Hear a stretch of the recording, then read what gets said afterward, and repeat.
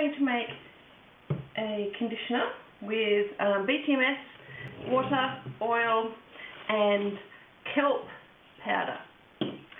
So it's a really simple recipe. It's in my first book, Soap Mastery Beginner Soap Making by Luana Wallace. I am going to start by measuring out my water. I'm going to make a 500 gram batch. It's a really simple recipe. All you really need is BTMS and a few of your normal soap making ingredients. So I'm going to go for 460 grams of pure water.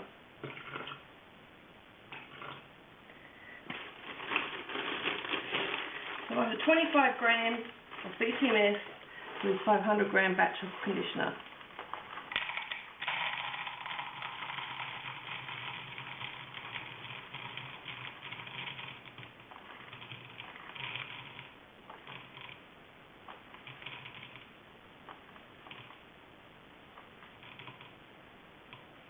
Okay, so I'm just going to put that in. Now you want 15 grams of the oil of your choice. Some people love avocado oil. Sometimes I find that a bit heavy. I prefer sweet almond, sunflower, even olive oil. It's up to you. 15 grams.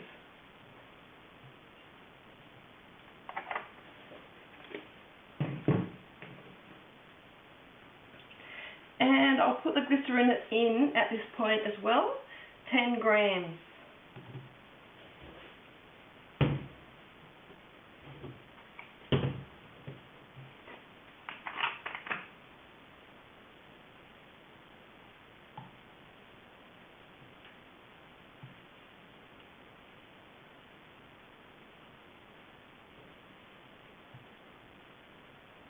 Perfect.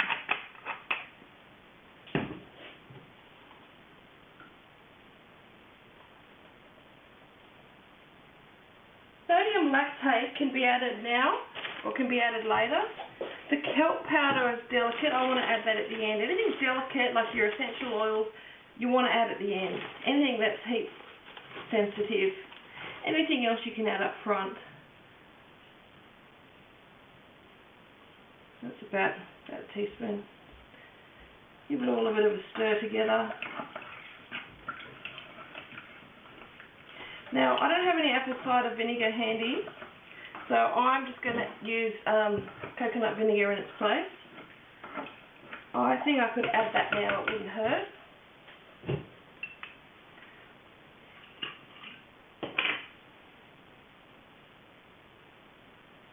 It's about half a teaspoon. You don't strictly have to use apple cider vinegar, you can use other vinegars. I prefer apple cider vinegar. So now I'm just going to microwave it, and in a high wattage microwave I tend to do the microwaving in 1 minute bursts, as I said in my book. If you have a lower wattage microwave you might want to do it in 2 minute bursts. Just have a look and you'll get a feel for how long to do it in your particular microwave.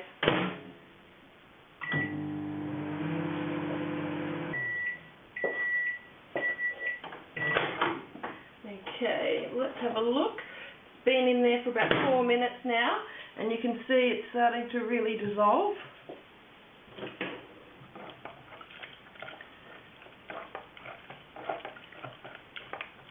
A nice white colour, which you can tell compared to my other videos where I've used teas and other things. Nice white. Now I can still see a little bit of lumps here and there. I might microwave it a little bit longer, but we're getting much closer. Probably just 1 more minute, I'd say.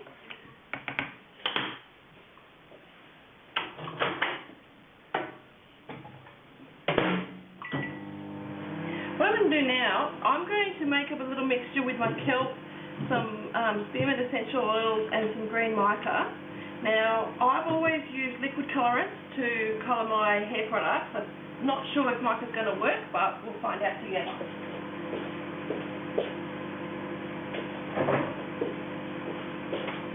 My biggest concern about using mica is that it may settle and not distribute evenly. But I don't have any green liquid colorant, so I'm going with it. So So this is some kelp powder. Now I've read that kelp is lovely for your hair and also for your body, and it's green, that's why I thought I'll have a bit of green colorant and also some spearmint to give it a nicer fragrance than seawater kind of smell, seaweed smell. So I'm going to mix that in. This is what I'm going to add after I do, well, basically in my cool down phase. Let's have a look.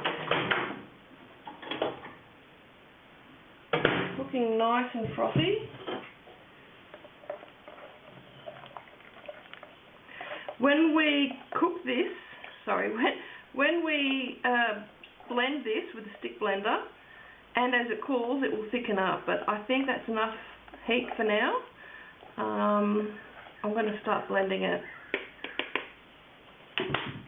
So my kelp is still kind of globby at this stage, and I plan on adding the spearmint oil and some green mica to that mix later on. Just going to leave it for now, because it will wait. And this I want to blend while it's still warm.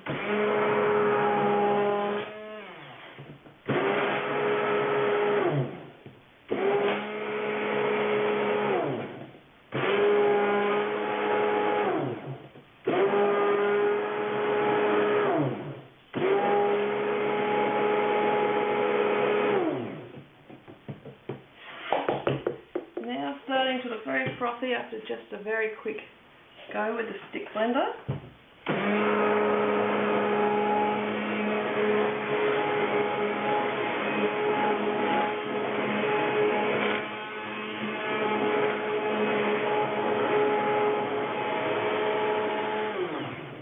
Still very, very warm. I might just check the temperature of that.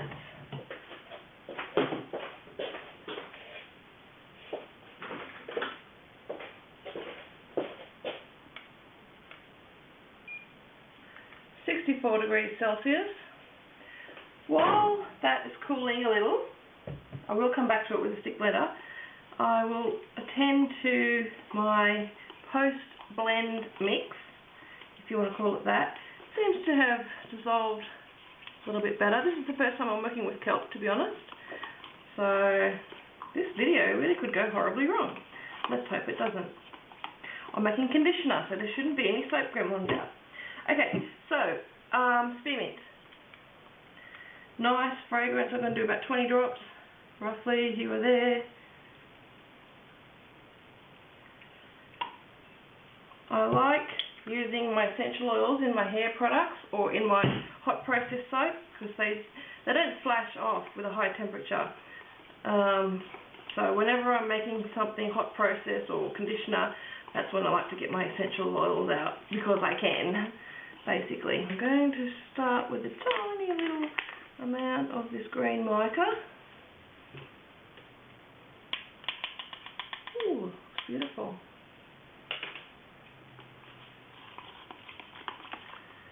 Might need a bit more. Always start with less because you can always add more. Better than trying to take it out. Ooh, it's getting quite a interesting green colour.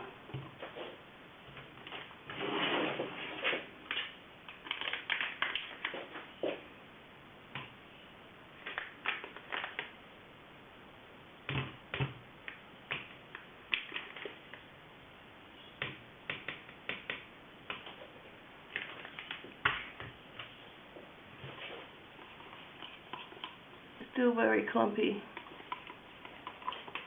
Okay, let's give this another mix.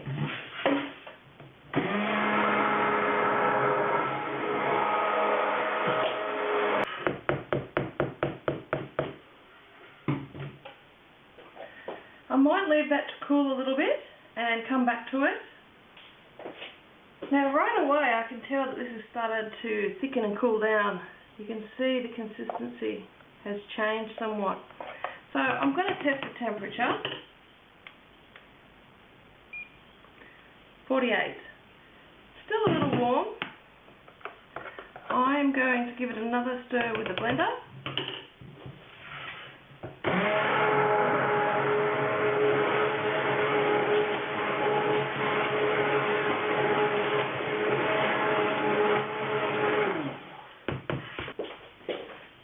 might know from soap making, a great way to distribute colour is with a little milk frother like this.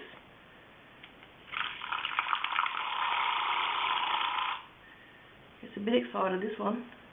So I will wait until the conditioner is at an appropriate temperature, 40 to 45 degrees Celsius or below, before I add that. It's now 41 degrees Celsius, so it's time to move on. Now, take a spoon, give it a bit more of a stir. You can see that it's starting to thicken, and we're going to add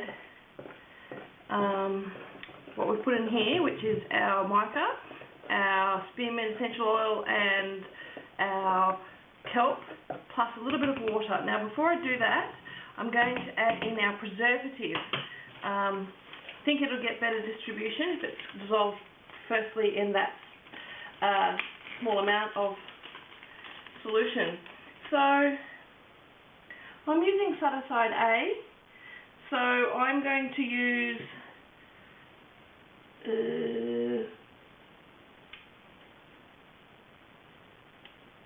about half to 1 gram. That's the manufacturer usage rate.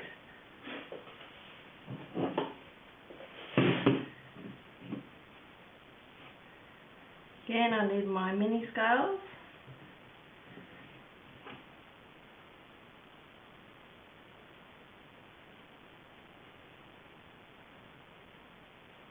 Point 3, 0.4,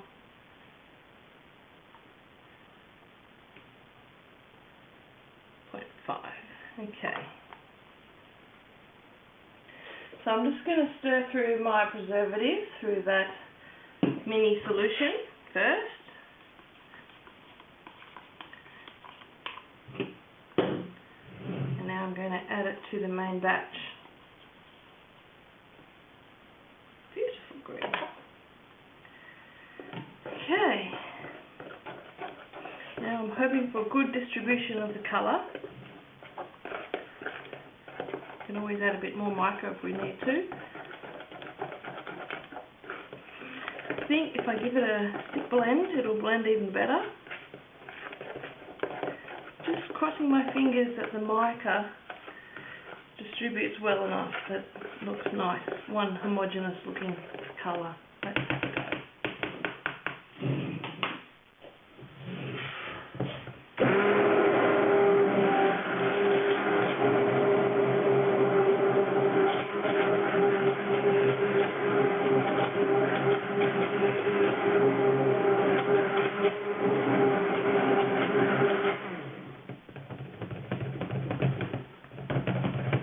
Beautiful. I'm happy with that.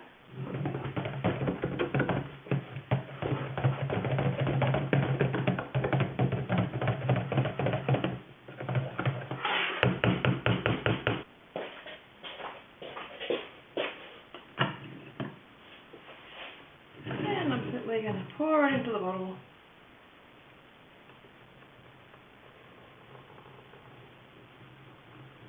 You can make your own funnel if you don't have one, and I've provided instructions on how to do that in my book with just a plastic bag, like a freezer bag.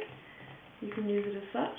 Now, it's always good to have a second bottle on standby in case you make a little too much, which I have here.